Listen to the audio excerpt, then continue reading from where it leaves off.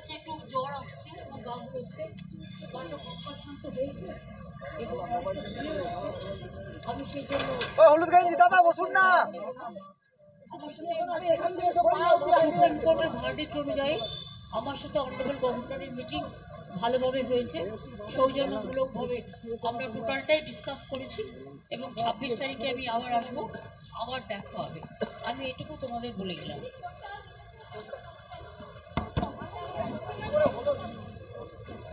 আমি জানি না একটা কোনো গাড়ি আমরা দেখতে পাইনি, গাড়িটা কি আমরা বেরোচ্ছিলাম, ধরো আমরা একটা গড়ি দিয়ে বেরোচ্ছি তো, আর ওই গাড়িটা প্রায় 200 স্পিডে যাচ্ছিল, যেতে যেতে মানে আমাকে গাড়িটা প্রায় ড্যাশই করে দিত এবং গাড়ি মানে পুরো মরেই যেতাম গাড়ি।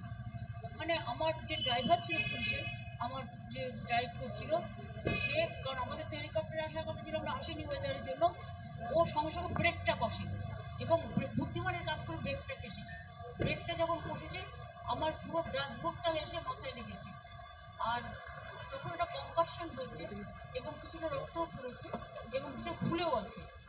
এখন যখন সারা মাথাটায় পেন হচ্ছে, তাই নিয়ে আমি কাজ করে গেলাম। এখন কথা হচ্ছে যে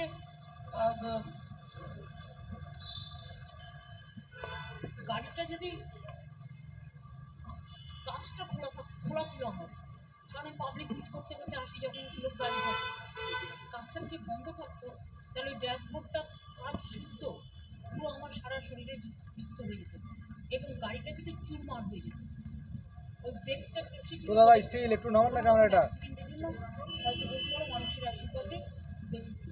এখন আমার মাথাটা ভীষণ টনটন করছে, যন্ত্রণা করছে, আমি ওষুধ খেয়েছি কিন্তু আমার ভীষণ ঠান্ডা লাগছে এবং গাউন করছে, তাই আমি একটু বাড়ি যাচ্ছি। না না, আমি হসপিটালে যাচ্ছি না, না প্রশাসন এগুলো এগুলো দেখো, অনেকে অনেক সময় মিসইউজও করে কারো কারো গাড়িগুলো। এগুলো তোমরা তো দেখেছো বিএসএফ এর ড্রেস পরে আমার বাড়ি চলে গেছিল। আমার মনে হয় এটা পুলিশ ইনভেস্টিগেশন করুক, মানে law will take its own course, police investigation করে দেখুন। আমি এক্ষুনি কোনো কথা বলতে চাই না।